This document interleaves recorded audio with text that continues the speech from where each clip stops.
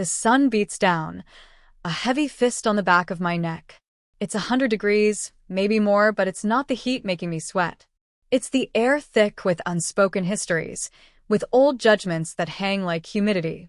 I stand slightly apart from the cluster of my family under the ancient oak tree, its branches gnarled and wise, like my gray tant's fingers.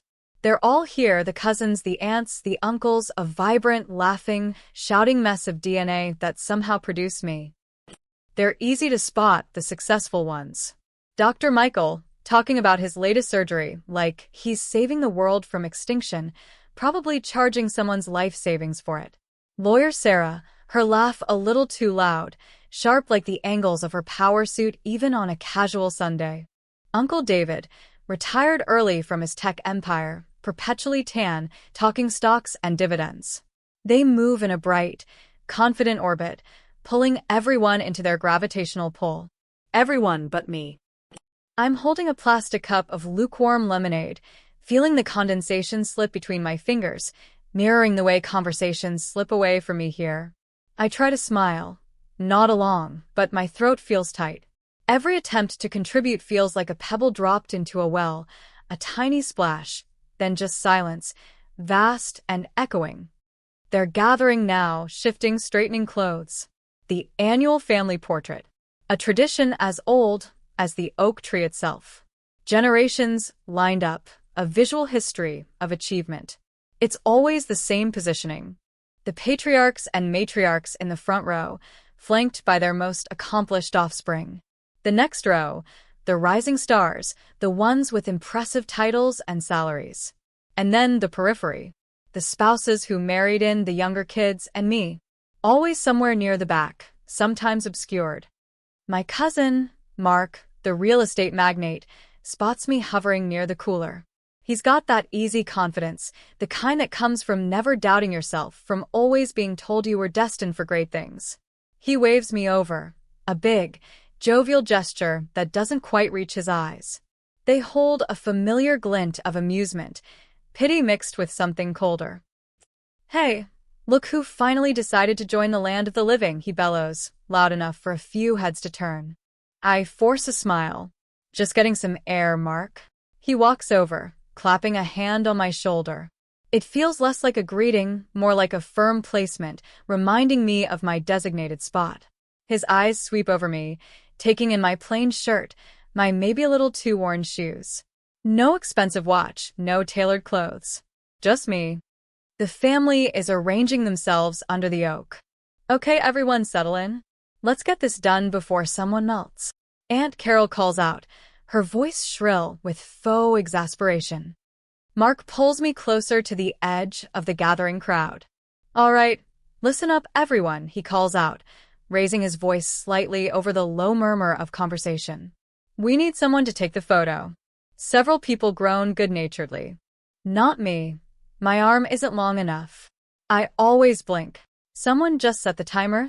Then Mark turns to me, a wide, knowing grin spreading across his face. He gestures towards a camera set up on a tripod. His eyes sparkle with that familiar, condescending light. The light I've seen so many times before. The low murmur of the crowd dies down slightly as they anticipate his next line. They know him. They know how he operates. And then he says it. The words hang in the humid air, heavy and suffocating. Laughter ripples through the group. Not mean-spirited, not overtly cruel, not to their minds anyway. Just light, dismissive, confirming. Like stating an obvious fact. A joke everyone is in on, except the punchline. "Why don't you take it?" Mark says, gesturing towards me, his grin widening. "You're the only nobody here. Let me know where you're watching from and what time it is. And if you haven't already, please subscribe. It helps me more than you know." The laughter washes over me. It's not a roar, more like a wave of gentle, amused confirmation. A dozen heads nod. A few chuckles. Aunt Carol sighs, a sound that manages to convey both impatience with the delay and agreement with the sentiment. "Oh, Mark, you're terrible." "But yes, dear, could you?" she adds, turning to me with a saccharine smile that doesn't hide the pity in her eyes. "Nobody. The word lands squarely in my chest, a blunt force trauma. It's not new. I've heard variations of it my whole life. The quiet disappointment when I didn't go to the right university. The polite change of subject when I mentioned my chosen field, something they didn't understand, something that didn't have a clear path to wealth or status. The sympathetic head tilts at holiday dinners. "Still working on that project, dear?" They'd ask, the word project dripping with the implication of hobby or delusion. My life, to them, was a sidebar. A curious, slightly embarrassing deviation from the main narrative of their family's success. They were chapters in a grand, published novel. I was a footnote, maybe an appendix entry nobody bothered to read. Growing up, I felt it acutely. Family gatherings were always performances. Report cards compared, college acceptances announced like corporate mergers, career paths laid out like strategic battle plans. I was the quiet one, the one who liked to build things in the garage that didn't make noise, the one who read books about strange concepts, the one who wasn't interested in climbing the pre-approved ladders. My father, a kind but conventional man, tried. He'd ask about my interests, but his eyes would glaze over when I explained the intricacies of system architecture or the potential of decentralized networks back when those words meant nothing to most people. My mother worried. Constantly. "Are you sure this is stable?" she'd ask, her voice laced with anxiety. "Your cousin Michael has a six-figure salary, darling. And benefits." I wasn't lazy. I worked harder than any of them knew. I just worked on something different. Something I believed in with a fierce, quiet passion. While they were networking at country clubs and climbing corporate ranks, I was hunched over screens, writing code, building models, cold calling people who hung up on me, facing rejection that felt like a physical blow. My project wasn't a hobby. It was my life's work, my gamble, my desperate, quiet pursuit of something meaningful in a world that only seemed to value the flashy and the familiar. I remember one Thanksgiving. Uncle David was talking about his latest investment triumph. Sarah was recounting a legal victory. Michael was detailing a complex surgery. When it came to me, there was a polite pause. "And you, dear?" someone asked. I mumbled something about progress on my system. A ripple of polite, strained smiles. "Ah, yes," Uncle David said, patting my hand. "Still playing with computers, eh? Nice hobby. The word felt like a tiny, precise knife twist. That night, I worked until 3 a.m., fueled by instant coffee and a silent, burning need to prove them wrong. Not just to them, but to myself. To show that my path, however unconventional, however invisible to their world, had value. Had potential. The insult at the reunion, the only nobody here, wasn't just about taking a photo. It was a culmination. It was every dismissive comment, every pitying glance, every unspoken comparison rolled into one casually cruel sentence. It confirmed their long-held belief about me. I was the outlier. The one who didn't measure up. The nobody. My hand tightens around the plastic cup. The ice has long since melted. My reflection in the murky lemonade looks distorted, insignificant. I feel the weight of their collective gaze, not hostile, but appraising, confirming. They see a man in his late 30s, no wife, no kids, no corner office, no impressive title. Just me. The one who didn't make it. I feel a flush creep up my neck. Humiliation is a hot, prickly sensation that prickles under the skin. It makes you want to disappear, to sink into the ground, and be swallowed whole. For a second, the old urge kicks in, the urge to retreat, to hide, to accept my designated role as the family failure, and just get the photo over with. Take the picture, be the nobody, go home, lick my wounds, and get back to the lonely work they didn't understand. But then something shifts. Maybe it's the heat. Maybe it's the years of suppressed frustration finally bubbling to the surface. Maybe it's the sheer, casual entitlement of Mark's grin, the way my aunt looks at me with that pitying smile. They aren't just dismissing my status. They're dismissing me. My effort, my passion, my belief in something they can't measure with dollars or titles. They're reducing my entire existence to a single, insulting label. Nobody. Okay. If that's who I am to you, then fine. Let me be the nobody. Let me fade into the background, camera in hand, capturing the picture of all the somebodies. I feel the familiar sting of tears welling up, hot and unwelcome. I blink them back fiercely. I will not cry here. Not in front of them. Not again. I manage a tight, fake smile. Yeah, okay, Mark, I say, my voice a little strained. Sure. I'll take the picture. I walk towards the camera. My legs feel heavy, each step a conscious effort. I can feel their eyes on my back. I can almost hear the silent thoughts. Poor guy. Still hasn't found his footing. What a waste. Maybe he'll meet someone nice if he just tried a little harder. I reach the tripod. The camera is a decent one, probably Mark's. I look through the lens. Their faces fill the frame, arranged neatly, smiling for the camera. They look so confident, so successful, bathed in the golden afternoon light filtering through the oak leaves. They are the picture of achievement, and I am the one outside the frame, capturing it, the documentarian of their success, forever separate. I adjust the settings, my fingers clumsy. The humiliation is a physical weight in my chest. It makes it hard to breathe, hard to think. All I can hear is the echo of Mark's words. The only nobody here. I line up the shot. Their smiles are fixed now, waiting. I should just press the button. Get it over with. Be the nobody. But as I look at their faces, something hardens inside me. A cold resolve settles over the raw pain. They see me as a nobody, because I haven't followed their script. Because my success isn't measured in ways they understand. They don't see the sleepless nights, the sacrifices, the relentless work, the small victories that felt huge to me, the crushing defeats I weathered alone. They don't see any of that. They just see the lack of the conventional markers they value. Fine. Let them not see. Let them keep their narrow definition of success. But they won't define me. Not anymore. Right there, behind the camera, the sun beating down, my family posing like perfect statues of success, I make a decision. It's quiet, internal, but it feels like a seismic shift. I won't just accept their judgment and retreat. I won't just work in the shadows forever. I will finish what I started. And I will make sure it cannot be ignored. Not by them, not by anyone. The validation won't come from trying to fit into their mold, but from shattering it. I lower the camera for a second, pretending to check a setting. My gaze sweeps over them. Dr. Michael, checking his watch. Lawyer Sarah, adjusting her hair. Mark, leaning against the tree trunk, looking bored, already moving on from his little joke. None of them have any idea.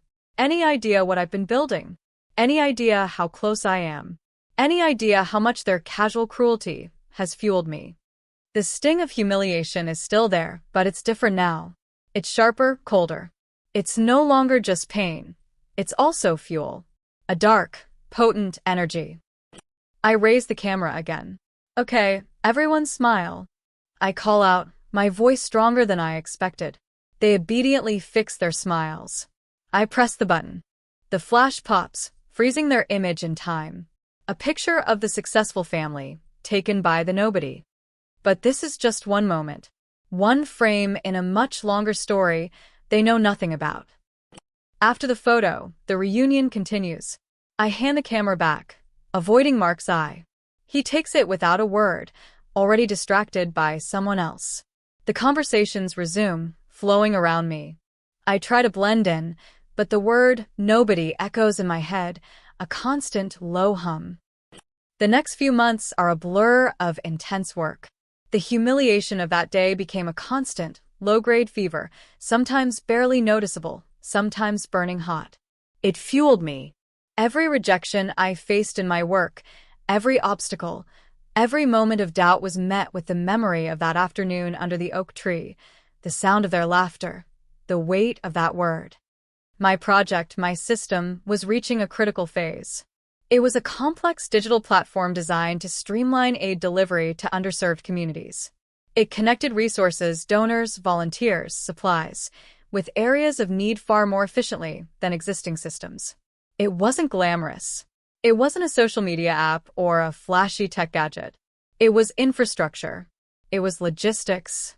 It was about making a tangible difference in real lives, not generating clicks or making millions overnight, though I knew, if successful, it could generate significant revenue eventually. But getting it off the ground was an uphill battle. I needed partners. I needed funding. I needed official buy-in. I spent weeks writing proposals, pitching to NGOs, government agencies, potential investors. Most meetings led nowhere. Too complex and proven, risky, the rejections piled up, forming a paper mountain on my desk. Each one felt like another confirmation of my family's view. I lived frugally. My apartment was sparse. I ate ramen more often than I care to admit. I saw friends rarely, family almost never. My life was my work. There was no energy left for anything else. Doubt gnawed at me constantly. What if they were right? What if I was just wasting my time on a hobby that would never amount to anything? What if I was destined to be the family failure, the perpetual nobody? There was one potential partner who seemed interested, a large international aid organization. Their lead consultant, a sharp woman named Ms. Anya Sharma, saw the potential in my system's efficiency. We had several promising meetings.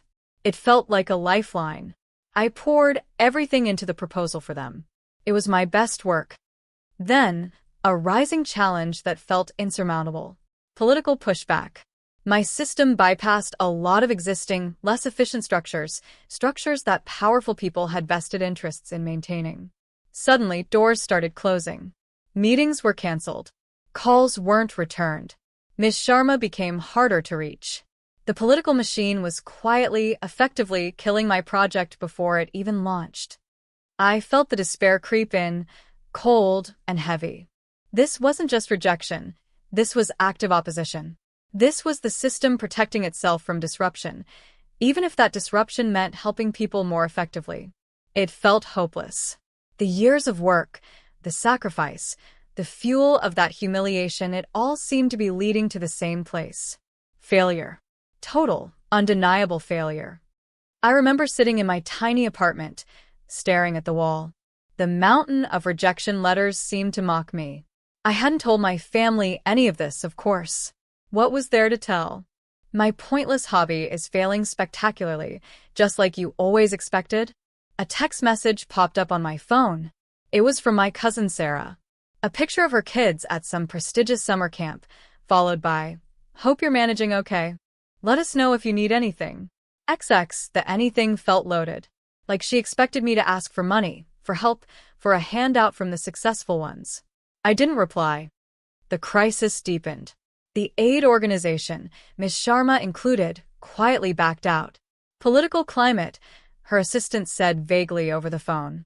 Difficult timing, just like that, my biggest hope vanished. Funding avenues dried up. The political pressure was too effective. I was out of money, out of options, and out of hope.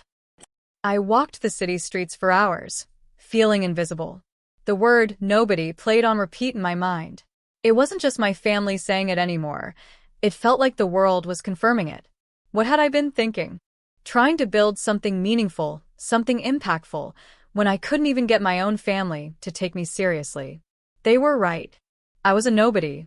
My dreams were too big, my resources too small, my ability to navigate their world non-existent. I hit rock bottom. I considered giving up. Selling the code for pennies, getting a soul-crushing corporate job, just to survive. Just to stop the gnawing anxiety, the constant pressure. Just to prove I could earn a stable living, even if it meant abandoning everything I believed in. The temptation was immense. The relief of giving up felt like a cool breeze on a scorching day. One evening, staring at my screen, cursor blinking on a job application form for a data entry position, I saw a framed photo on my desk. It was an old picture, taken years ago. It was me, standing next to a prototype of my system, a clunky early version. I looked tired, but my eyes were bright with excitement. That younger version of me, full of naive hope and fierce determination. I looked at the job application again. Data entry. Years of work, innovation, problem solving, boiled down to typing numbers into a spreadsheet. Was this it? Was this the end of the story? Was this how the nobody finally admitted defeat and settled for obscurity? The image of my family under the oak tree flashed in my mind. Mark's grin, the quiet laughter, Aunt Carol's pitying smile. The only nobody here. A cold fury, different from the hot humiliation, settled in my gut. No. Not like this. I would not let that be the end of the story. I would not let them be right. I would not let the political maneuvering, the lack of funding, the crushing rejections, extinguish the fire that started this whole thing. I closed the job application. My hands were shaking, but my mind was clear. There had to be another way. If the traditional paths were blocked, I would find an unconventional one. If political pressure was the weapon used against me, maybe political leverage could be my weapon. I thought about Miss Sharma. She saw the potential. She believed in the system. She was forced to back out because of political climate. Not because the system wasn't good. Not because it didn't work. Because of politics. This was the turning point. I wouldn't fight the system directly with technical merit alone. I would fight it on its own turf. I would find the leverage, the political vulnerability, the angle they weren't expecting. It was a long shot, a desperate gamble, but I had nothing left to lose. The nobody had finally decided to play their game. I started digging, not into code but into public records, campaign finance reports, lobbying activities. I followed the money, the connections, the favors exchanged. It was tedious, often frustrating work, like searching for a single grain of sand on a vast beach. But I was relentless. The memory of their faces, their laughter, fueled me. I discovered a complex web of relationships between the existing aid structures, certain political figures, and private interests.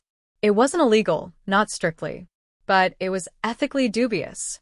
It showed how inefficiency was maintained because it benefited a select few. And I found a vulnerability, a public relations nightmare waiting to happen if the extent of these connections and the resulting inefficiencies in aid delivery were exposed. It took months. Months of painstaking research, cross-referencing data, verifying sources. I worked in secret, telling no one. I became a ghost, moving through databases and archives, building a case. My project wasn't just about building a better system anymore. It was about exposing why a better system was being suppressed. I reached out to a few investigative journalists I had met casually years ago, pitching them a vague idea about systemic inefficiencies in aid. Most weren't interested. Too complex. No smoking gun. But one, a tenacious reporter named Ben Carter, listened. He saw the potential, the human angle, the David versus Goliath narrative. I didn't give him everything at once. I fed him pieces, verified documents, leading him to the key players and their connections. He did his own digging, using his resources, validating my findings. He was building the story, slowly, carefully. This was my new struggle. It wasn't about coding anymore. It was about timing, strategy, staying hidden, ensuring the information landed with maximum impact. It was a different kind of pressure, a different kind of risk. But it felt purposeful. I wasn't just building a system. I was fighting for its right to exist. The risk intensified. I suspected I was being watched. Anonymous emails, strange glitches on my computer, feeling like I was being followed. The people I was investigating were powerful. They didn't play nice. The isolation deepened. I couldn't talk to my family. They wouldn't understand. Or worse, they'd panic and tell me to stop being foolish. My few friends were kept at a distance to protect them. It was just me, the nobody, and the truth I was uncovering. The story Ben was writing was potentially explosive. It wasn't just about inefficiency. It touched on potential conflicts of interest, wasted taxpayer money, aid not reaching those who needed it most, all because a few people were protecting their turf. The deepening crisis came when Ben called me, his voice tense. "They know I'm working on something big," he said. "Pressure is coming from everywhere. My editor is getting nervous. The powerful people were pushing back. They were trying to kill the story before it ran." This was it. The moment of truth. My research, Ben's reporting, everything was on the line. If the story didn't run, all the sacrifice would be for nothing. The nobody would be silenced. the truth buried, and my project would remain blocked, a testament to my failure. I felt a wave of panic, cold and sharp. This wasn't just about proving my family wrong anymore. This was about something much bigger. Real impact, real lives affected by the inefficiencies I was trying to fix. And the forces against me were immense. It felt like the entire weight of the establishment was pressing down, trying to crush me. Ben was struggling to keep the story alive. The legal department at his paper was reviewing everything with a magnifying glass, terrified of lawsuits. Sources were getting cold feet. The window of opportunity was closing rapidly. It felt like history was repeating itself, the powerful protecting their interests, marginalizing anyone who threatened the status quo. Just like my family had always marginalized me. This was the lowest point since the reunion. Maybe even lower. Back then, it was personal humiliation.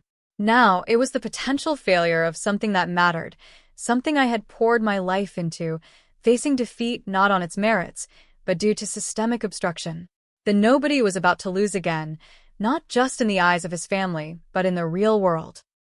I thought about my system, sitting dormant on my servers, ready to go, capable of making a real difference, but blocked by red tape and vested interests. I thought about the people in underserved communities who weren't getting the aid they needed because of the very structures I had exposed. The stakes felt enormous. Ben called again. His voice sounded defeated. "They're killing the story," he said quietly. "Too much pressure. Legal is scared." My heart sank. Years of work, reduced to nothing. Then nobody loses. Again. For a moment, I felt the familiar urge to just give up. To accept it. To go back to being invisible, to find that data entry job, to live a quiet, insignificant life. It would be safer, easier, less painful than constantly fighting and losing. But then, I remembered the look on Mark's face. The laughter. The word. Nobody. And I remembered the fire that word had ignited in me.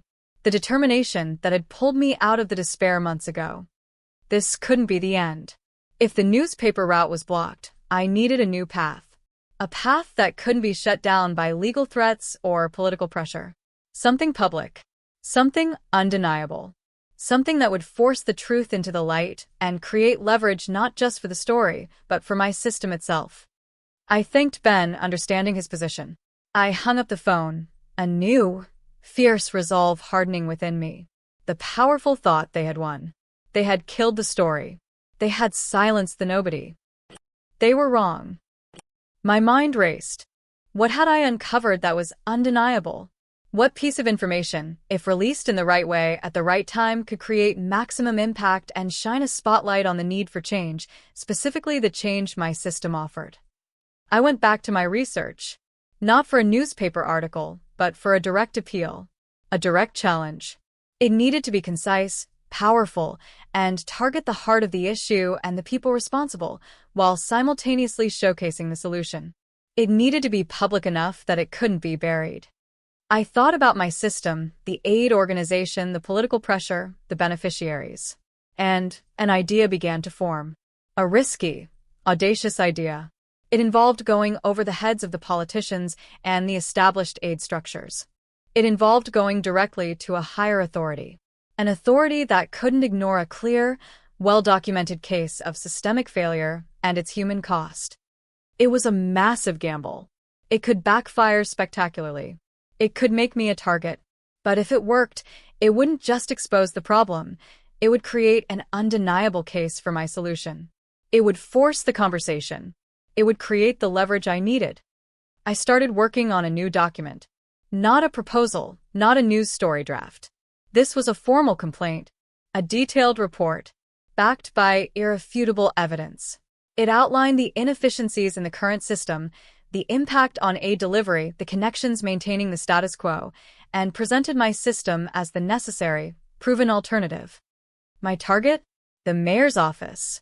Specifically, a newly formed task force on urban development and social services that had been making headlines for its commitment to transparency and efficiency. It was a long shot. Mayors deal with a million things. Why would they care about one guy's project and systemic aid issues? but I framed it differently. I focused on the impact on their city, their constituents. I showed how the current system was failing the most vulnerable within their jurisdiction, and how my system could directly address that. I made it local. I made it about their legacy. I spent days refining the report. Every word mattered. Every piece of evidence had to be perfect. I cross-referenced everything, added appendices with supporting documents, created clear, compelling charts showing the contrast between current inefficiency and my system's potential. When it was ready, I didn't mail it. I didn't email it to a general inbox. I found out who headed the mayor's task force, a dedicated, no-nonsense deputy mayor known for cutting through red tape. I researched her background, her priorities. I tailored my cover letter directly to her, highlighting the alignment between my work and the task force's stated goals of transparency and efficiency. Then, I took the report, printed and bound professionally, and delivered it by hand to City Hall. I bypassed the front desk and found the specific office. I handed it to her assistant, a young woman who looked overwhelmed, but professional. "Please ensure the deputy mayor receives this directly," I said, my voice firm. "It's urgent and highly sensitive." And then I waited. Days turned into a week. Silence. Had it disappeared into the bureaucratic void? Had it been dismissed? Had the powerful forces found a way to intercept it? Doubt crept back in, a cold, familiar visitor. I was living on a knife's edge. I had taken a huge risk. If this failed, there was nowhere else to go. My name would be associated with challenging, powerful people. I could be blacklisted. Then nobody would truly be finished. Then I received an email. It was from the deputy mayor's office. It was short. "Received your report. Reviewing. Will be in touch." Reviewing. Not dismissed. Not ignored. A tiny sliver of hope. But it was just one email. Bureaucracy moved slowly. Powerful people could still apply pressure behind the scenes. The waiting was agonizing. I continued my work, keeping a low profile, trying to act as if nothing had happened. I avoided my family, dreading the questions, the pitying looks. Another family event was coming up. The summer reunion. The same place, the same oak tree, the same people. The thought of facing them, especially if my gamble failed, filled me with dread. The email came 2 days before the reunion. It wasn't from the deputy mayor. It was from the mayor's chief of staff, requesting a meeting. The next day. My hands trembled as I read it. A meeting? With the chief of staff? This was beyond anything I had hoped for immediately. This meant the report had landed. It had been taken seriously. The meeting was intense. I walked them through the report, piece by piece. I showed them the data, the connections, the impact. I demonstrated my system's capability, showing them how quickly and efficiently it could deliver resources compared to the current model. They asked probing questions. They challenged my assumptions. But they listened. Truly listened. They saw it. The potential for massive positive impact. The transparency it offered. And yes, the political landmine hidden within the existing system that my report had uncovered. My gamble had paid off. The evidence was too compelling, the potential benefits too significant, and the potential scandal they could avoid by embracing a new, transparent system was a powerful motivator. They weren't just interested in the report. They were interested in me. The person who had built the system, who had done the research, who understood it inside and out. The meeting ended with them telling me they would be in touch very soon. Again, the waiting. But this time, the hope was stronger than the doubt. Something was happening. The nobody's voice had been heard in the highest office in the city. The day of the reunion arrived. I drove there, the invitation feeling like a summons to the lion's den. I hadn't told anyone about the meeting at City Hall. I didn't want to jinx it. I didn't want to get their hopes up as if they had any hopes for me. And part of me, a small, cold part, wanted them to be exactly as they always were, so the contrast would be sharper, the moment more profound. I arrived late. The reunion was in full swing under the oak tree. The familiar sounds of laughter, loud conversations, the clinking of glasses. I took a deep breath and stepped out of the car. They saw me. A few waves, some polite nods. The conversations barely paused. I was just there. The nobody. I grabbed a drink, found a spot slightly outside the main cluster, just like last time. I watched them. Mark was holding court, telling a loud story. Sarah was on her phone, probably dealing with something important. Uncle David was talking about his golf handicap. They were in their element, comfortable in their success, their perceived importance. The conversation turned, as it often did, to achievements. Someone mentioned Michael's latest award. Someone else congratulated Sarah on a big case.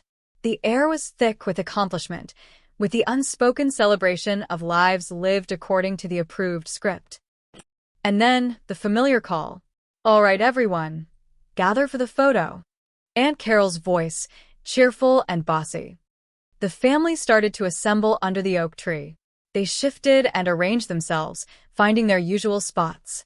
The core group in the center, the successful ones prominent. I remained on the periphery, nursing my drink. Mark looked around, counting heads. He spotted me. A slow smile spread across his face, the same smile from last year. The heat felt even more oppressive today. The air was still and heavy. He sauntered over, the picture of relaxed confidence. He clapped me on the shoulder, the same proprietorial gesture. "Hey," he said, his voice carrying slightly. A few heads turned our way. The low murmur of conversation began to die down, anticipating the familiar moment. "Good of you to make it." He looked towards the tripod set up near the tree. The camera gleamed in the sun. "We need someone to capture the moment," he announced to the gathering family, his gaze fixed on me. He paused for effect, letting the anticipation build. His smile widened. And then he delivered the line, almost exactly as he had before. The line that had cut me to the bone, fueled my work, and driven me to this moment. "Why don't you take it?" Mark said, gesturing towards the camera, his voice laced with that familiar, condescending amusement. "You're the only nobody here." A wave of laughter rippled through the group. "More confident this year. More certain of my place." Aunt Carol chuckled. Uncle David smiled thinly. They were all in on the joke. The comfortable confirmation of the status quo. The nobody takes the picture. I stood there, holding my cup, feeling their eyes on me, hearing their laughter. It washed over me, but this time it felt different. It didn't penetrate. It didn't sting. It felt distant, like noise from another room. I looked at Mark's face, at the faces of my family, fixed in their amusement, their pity, their absolute certainty that they knew exactly who I was. The nobody. They were so focused on their own narrative, their own definitions, they had no idea. Suddenly, a car pulled up. It wasn't one of the family's usual luxury SUVs. It was a black sedan, official-looking, followed closely by another, and another. They stopped at the edge of the lawn. The laughter died down, replaced by murmurs of curiosity. Heads turned. The family members squinted against the sun, trying to see who it was. Mark stopped grinning, a puzzled look on his face. Doors opened. Figures in suits emerged. Security personnel, looking sharp and serious, scanned the area. The murmurs grew louder. "Who is that? Is someone famous here?" And then, from the lead car, stepped out a figure instantly recognizable. Even from a distance, there was no mistaking him. The mayor. A collective gasp went through the family. Silence descended, thick and absolute, heavy with surprise and confusion. Smiles vanished. Jaws dropped. Eyes widened. The mayor, accompanied by his chief of staff and the deputy mayor I had met with, walked purposefully across the lawn. They didn't head towards Mark or Michael or Uncle David, the ones who always networked their way to important people. They walked towards me. My heart hammered against my ribs, a frantic drumbeat. This was it. The moment. It wasn't happening the way I'd pictured it 100 times in my head, a dramatic announcement on a stage, maybe. But this was better. This was here. Now. In front of all of them. The mayor reached me. He bypassed Mark, who stood frozen, his mouth slightly open, the condescending grin replaced by utter shock. He bypassed Aunt Carol, who looked like she might faint. He stopped directly in front of me. He smiled, not the polite political smile, but a warm, genuine one. He extended his hand. "You must be narrator's name," the mayor said, his voice clear and strong, cutting through the stunned silence. I took his hand, my own feeling cold. "Mr. Mayor," I managed to say, my voice a little hoarse. He shook my hand firmly. "Please call me John," he turned slightly, addressing the now completely silent, wide-eyed assembly of my family under the oak tree. His voice carried, formal but warm. "I apologize for the intrusion on your family gathering," the mayor announced. "But I wanted to personally come here today to acknowledge and honor the extraordinary work of narrator's name." He gestured towards me. My family stared. Their faces were a canvas of disbelief. The one who had just been called the only nobody here was standing next to the mayor of the city, being publicly honored. "Mr. Narrator's name has developed a revolutionary system," the mayor continued, holding up a copy of the report I had given him. "A system that promises to transform how aid and resources are delivered to our communities, ensuring transparency, efficiency, and direct impact where it is needed most." He talked about the report, the evidence I had presented, the potential of my system to help thousands of people in the city. He spoke with genuine enthusiasm and respect. He highlighted my dedication, my vision, my years of work. His report, the mayor said, his voice growing firmer, has also shed light on certain inefficiencies within existing structures, demonstrating the critical need for the kind of innovation and transparency Mr. Narrator's name system provides. Inefficiencies. The quiet word for the political and private interests my report had exposed. "Because of this vital work," the mayor concluded, turning back to me, "we are not only officially endorsing Mr. Narrator's name system for citywide implementation, but we are also establishing a new public-private partnership led by Mr. Narrator's name to oversee its rollout and continued development. This is a game-changer for our city, and we have him to thank." He turned back to my family, who remained absolutely silent, frozen in place. He smiled. "You have a truly remarkable individual in your family, a visionary who is about to make a profound difference in this city." He turned back to me. "We'd like to formally present you with this commendation, Narrator's name, as a token of our city's gratitude and recognition of your incredible achievement." His chief of staff stepped forward, holding a framed certificate. The mayor presented it to me. I took it, my hands still shaking slightly, but not from fear this time. From adrenaline, from the shock of the moment, from the sheer, undeniable weight of it all. I looked at my family. Mark's face was pale, stripped of all its confidence. Sarah had lowered her phone, her mouth agape. Uncle David's usual smooth demeanor had crumbled. He just stared. Aunt Carol had her hand over her mouth, her eyes wide. The laughter was gone. The condescension was gone, replaced by stunned silence, disbelief, and something that looked a lot like awe, mixed with dawning comprehension. The nobody was standing there, holding a commendation from the mayor, being hailed as a visionary and a key partner for the city. The group photo, forgotten, stood waiting on the tripod, a silent witness to the seismic shift that had just occurred. The mayor and his staff stayed for a few minutes, talking to me, asking about the next steps. I answered their questions, feeling a surreal detachment. It was happening. All the years of work, the sacrifice, the humiliation, the desperate gamble. It had led to this. The family stood watching, a silent, motionless audience. They didn't approach. They didn't speak. The air, moments ago thick with their laughter and judgment, was now vibrating with their shock and silence. Finally, the mayor shook my hand again. "We'll be in touch tomorrow to finalize the details," he said. "Get some rest. You've earned it." He, his chief of staff, and the deputy mayor walked back to their cars. The security personnel lingered for a moment, then followed. The black sedans pulled away, leaving behind an almost eerie silence on the lawn. My family remained frozen. Nobody moved. Nobody spoke. They just stared at me, at the commendation in my hands, at the spot where the mayor had just been standing. Mark was the first to stir. He took a hesitant step towards me. His face was a mask of confusion and forced pleasantness, trying to regain his footing. Well, wow, he stammered. I had no idea. Other family members slowly began to approach. The shift was palpable. The ones who had always dominated conversations now seemed hesitant, unsure what to say. The ones who had pitied me looked embarrassed. Aunt Carol rushed forward, her earlier flustered look replaced by an attempt at maternal pride. Darling, this is amazing.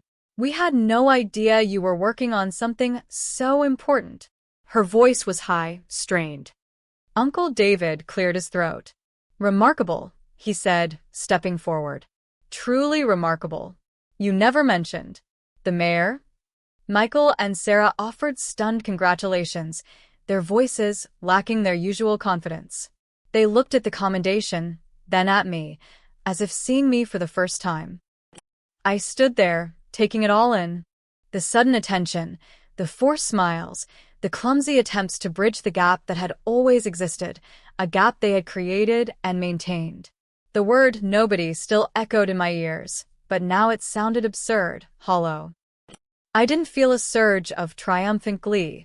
Not exactly. It was more complex. There was satisfaction, deep and bone-weary. There was vindication, yes. But there was also a quiet sadness for all the years of feeling invisible, for the pain their casual dismissal had caused. This moment of public validation couldn't erase that. I looked at them, the successful ones, standing before me, momentarily humbled. They had defined success so narrowly, they had missed the quiet, persistent work happening right under their noses. They had judged me based on their metrics, money, title, conventional status, and had been completely blind to the actual impact I was striving to make. I held the commendation, feeling its weight. It was a piece of paper, a symbol. The real reward wasn't the recognition. It was the potential to finally implement my system, to make the difference I had worked so hard for. The mayor's visit wasn't just about honoring me. It was about giving my work the platform it deserved. Yeah, I said, my voice calm, looking at Mark, who was still hovering awkwardly. I guess I've been a little busy. A touch of dry humor, a subtle nod to the years they thought I was doing nothing. The dynamic had shifted irrevocably. They couldn't unsee what they had seen. They couldn't unhear the mayor's words. The nobody was suddenly somebody. And not just somebody by their definition, but somebody recognized by an authority higher than their collective opinion. The rest of the reunion was strange. They tried to talk to me, to understand. But I could see their confusion. They couldn't fit this new reality into their existing picture of me. I was their quiet, struggling cousin, nephew, son. Not a visionary partner to the city government. I didn't gloat. There was no need. Their silence, their shock, their fumbling attempts at conversation were more powerful than any words I could say. The turn of the tables was complete, not through revenge, but through quiet, relentless work and a well-timed strategic move. They had been blindsided by their own assumptions. As the sun began to set, casting long shadows across the lawn, I stood under the oak tree, the same tree that had witnessed my humiliation just last year. This time, I wasn't on the periphery. I wasn't holding the camera. I was standing among them, holding proof of my achievement. The tree, old and wise, seemed to rustle its leaves in approval. Or maybe it was just the wind. I left the reunion earlier than usual. There wasn't much more to say. The message had been delivered, not just by the mayor, but by the stark contrast between the beginning of the afternoon and the end. Driving home, I felt a mix of exhaustion and exhilaration. The battle wasn't over, not by a long shot. Implementing a citywide system would be a massive undertaking, filled with new challenges, new political hurdles. But I had the leverage now. I had the official backing. My voice, the nobody's voice, could no longer be ignored. I thought about the word nobody. It wasn't a factual description. It was a judgment, a reflection of someone else's limited perspective. My value wasn't determined by whether my family saw me, but by the work I did, the impact I made, the persistence I showed in the face of dismissal and defeat. Success, I realized, wasn't about proving others wrong, though that felt undeniably satisfying in the moment. It was about proving yourself right, about staying true to your vision, even when the world and the people closest to you didn't see it. The road ahead is long. There will be more struggles, more moments of doubt. But I won't be fighting alone anymore. And I won't be fighting for validation. I'll be fighting for the system, for the people it can help, for the principle that meaningful work, quietly pursued, can break through the loudest noise and the most entrenched resistance. The nobody is building something important. And this time, everyone will see. If this story hit close to home, I'd love to hear your version. Drop a comment with where you're listening from and what time it is. Thanks for being here. Subscribing helps bring more of these to life.